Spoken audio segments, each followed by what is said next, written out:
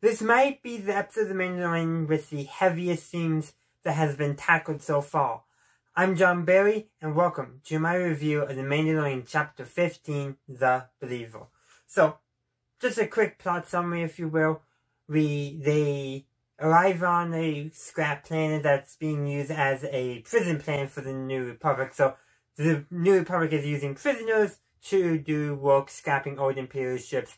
AT-ATs have been remodeled, have been reforged, rebuilt into cranes to help with the scrapping process. But anyhow, so the Mandalorian, Cara Dune, Boba Fett, and Fennec, they arrive on the planet in the Save One.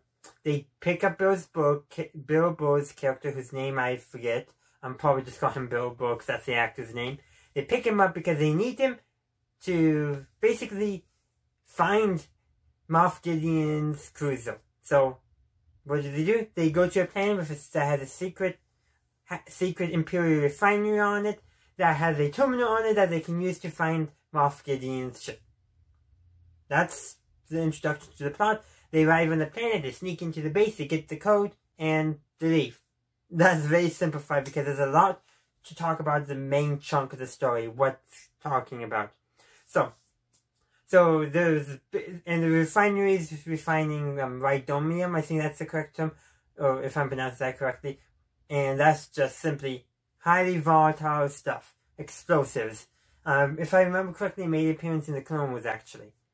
So they need to sneak into the base, so there's shipments of, I guess, unrefined rhydonium going to the refinery, so they intercept one and they replace the drivers. It's, of course, Bill Burr and then the Mandalorian who do it. And they put on Imperial disguises. So yeah, the Mandalorian wears a different suit of armor for part of this episode. And the reason why they go is because one, Cara Dune, well, guess what? Yeah, it's the Empire realizes that, oh, she's New Republic from a rebel. Yeah, that's not going too well. Fennec, well, the ISB has a bounty on her. And Boba Fett would simply said, they might recognize my face. Which is, like, perfect. Because it can go two ways when you think about it. One, he's a bounty hunter who's done jobs for the Empire before. They might recognize him. Or two, he has the face of every single clone from the Grand Army of the Republic. So, yeah, he might be a bit recognizable among acknowledged Imperials. And so they head to the refinery. And Bill Burr is basically kind of monologuing during this. Mando's not saying much at all. But part of what Bill Burr's character is talking about is, is a rule that you can't take your helmet off, or that you can't let anyone see your face? And then Bill Burr's character says, those are two entirely different questions. That is so true. And we can see the Mando, then he's bending his creed so he can get Grogu back. He's bending the rules. And we see this later on again in the episode after they get into the base. But before that, kind of reminds people of a video game sequence, but they're attacked by pirates. I think they might be the natives of the planet who don't like the Empire very much and are trying to get the Empire off the planet. But how is it supposed to be our heroes? How are they supposed to know that? And and there's no way for them to tell the natives that we're actually the good guys in this. We're against the Empire as well, but for our sake and your sake, we gotta pretend to be Imperial till we get what we want, okay? Yeah, there's no good way to really communicate that. So that leads to a scene where they're almost at the Imperial base, but there's a bunch of the pirates with similar detonators, and then TIE fighters come and save the day. And I think we're supposed to feel conflicted about that scene. I honestly do. Yes, it feels very triumphant because our heroes are safe, but at the same time, but it's the Empire who saved them. They're against the Empire. So I think it's important. I think we were supposed to feel conflicted. The stormtroopers come in, they hold them off. It is very conflicted feeling. If this was a New Republic base, we would be all cheering that, but because it's Empire, we start feeling yeah, wait a second. So I think that conflicted feeling on us, the audience, is supposed to be the case. And if any happiness before, it's because our heroes survived, not because of who saved them. if that makes any sense. But no, they get in the base, soldiers are cheering for them, because apparently they're the first, that's actually the first shipment they received all day at this Rydomium. And of course, I do know another thing, in many military units, your loyalty is actually stronger to your comrades than to the government. So that actually does make sense why the Imperials are so cheering so much, on a very dangerous mission, choose their comrades returned alive. And yeah, I can see why, good for military morale when somebody returns back from a dangerous patrol. That's at least the impression I've gotten from war movies and what I've overheard people who know people in the military have said. And they find the terminal, but Bill Burr's character can't go in because one of the officers at the base was his former commander, so he would be recognized because, he's not wearing his helmet, his stolen helmet at all during all this. And speaking of which, the outfits that Mando and Bill Burr's character are wearing, they're actually they're combat driver helmets. They're not regular stormtrooper helmets. There's also more that type of trooper. We saw them first in Rogue One. Then we also get show troopers and stormtroopers as well in the base. Varying degrees of, uniform cleanliness. Some of them are very scuffed up and dirty. Others look like, this soldier is actually taking pride in his uniform. We don't know what's underneath the uniforms, the armor. So Mando decides to go do it. And to do so, he needs to actually take the helmet off so the computer can scan his face. But apparently it's not a scan face for facial identification and recognition. No. Apparently it's just to make sure it's not somebody wearing a helmet or a droid, I guess. I mean, it's like, it's clearly a plot element to get Mando's helmet off so that we can see the actor Pedro Pascal, so that we can see his face. And because, this is actually, the second episode where we've actually seen his face in this entire show. All 15 episodes so far, which I think it's pretty unique that this actually is the thing that our main star, we don't get to see the face. It's unique, different, if you will. But then, of course, one Imperial officer, he just, messes it up. Bill Burr's character comes in, saves the day, kind of. And then we have this interesting discussion between Bill Burr's character and Bill Burr's character's former general. And it's very, interesting. Talking about the Empire, it's very philosophical, if you will. And this is where I think the complex thematic themes are coming up in this episode. What does the Empire, all that. Basically, the Imperial snobbish character, who, I gotta say, they got a great actor to play this, I had the right word in my head while watching it.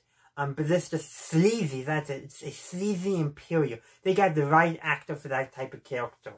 And I mean, it was very good in my opinion, the casting choice. Don't remember the actor's name, but good choice nevertheless. Perfect right amount of sleaze for this type of Imperial. And basically, this Imperial general is like, so we were just going to cause chaos until, the people welcome us back because they want order more than freedom. And that actually, I think, is the crux of Imperial and First Order ideology. At least externally. Freedom bad, order good. When you think about it. That's basically how Palpatine took control. He created chaos, so in order to get order, people were willing to sacrifice their freedoms. A lot of times, actually, you see in the authoritarian regime is you sacrifice your freedoms for order. In fact, in most governments, you always sacrifice some freedoms for extra order. Social contract, John Locke, and Hobbes, Thomas Hobbes. Locke and Hobbes are the two philosophers, very instrumental for this social contract and all that kind of stuff in series of government. If you're interested in that in political theory and all that, give their works a read. Very dense. Actually, the summaries can be very dense too.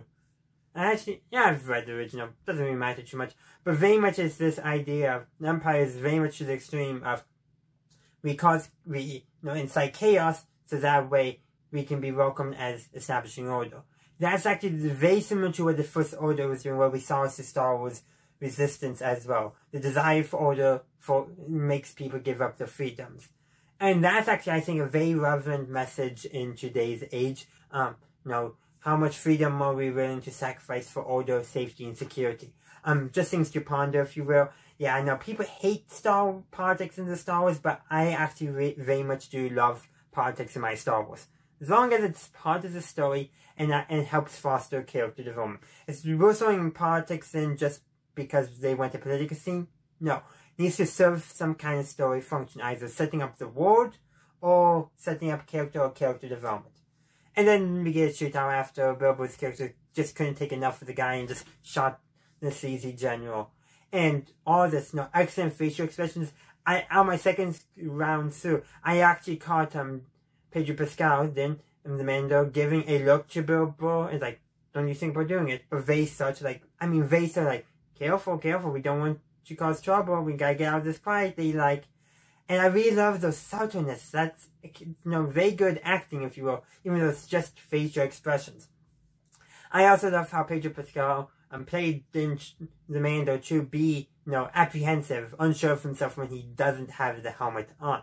I think, a very good choice.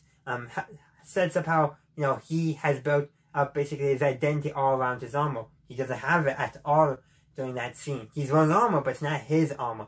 No helmet, not even a helmet. So it's a very good scene in my opinion. Helps character establishment and all that. They shoot their way out. I forget, Cara Dune and Fennec, they use their sniper rifles to shoot Imperials from a distance, including to take out the AA. And I'm going to call it AA, basically the anti-air stuff that they have. So that way Boba Fett can bring in a save one to extract them. It looks very World War II to me. You have the big analog targeting reticle, I guess you could call it. I mean, it very much looked like they took this out of World War II design. It doesn't look like a turbo laser or anything. It looks like a World War II era anti-aircraft gun, and I just loved it. That's just a design detail that has nothing to do with the story, but it's just perfect for the world, showing that the Empire may be using older technology. They don't have as advanced computers as they once were. They got to prioritize what they're using for what. And it's only one of them, too. They don't even have a whole suite of them to protecting this refinery. It's just, I think, perfect.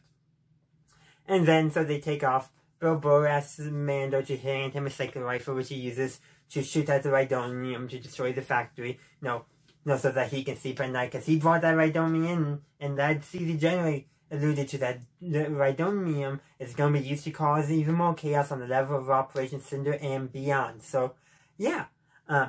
Very good. That's very much, I think, to show a conclusion of his arc.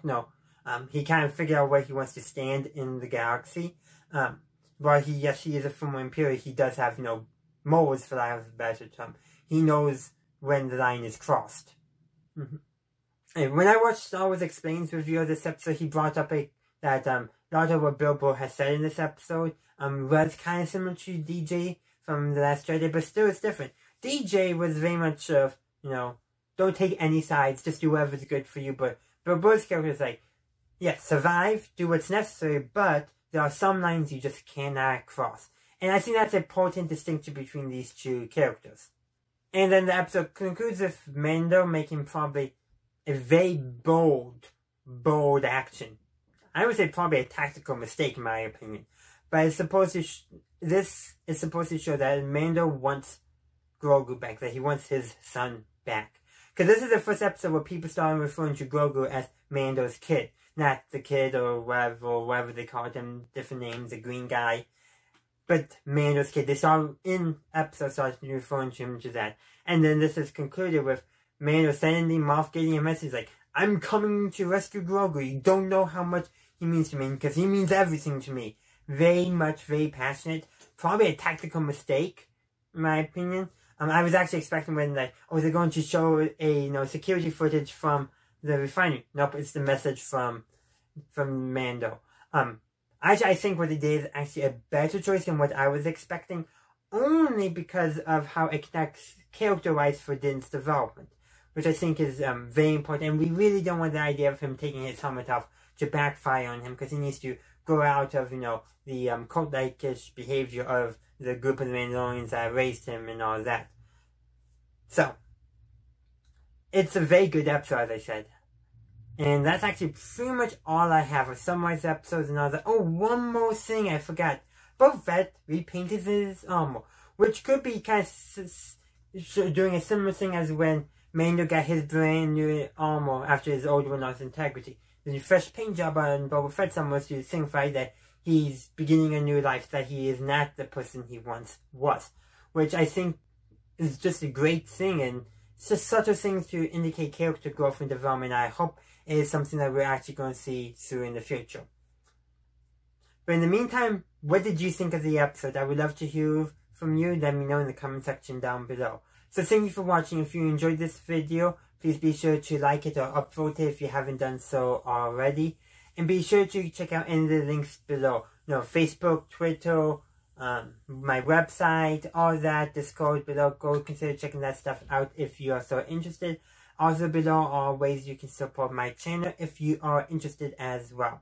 So again, thanks for watching. Please subscribe and follow the channel if you haven't done so already. And feel free to check out either the video or the playlist on screen now. And as always, have a good day, a good night, wherever you are. May the Force be with you, always.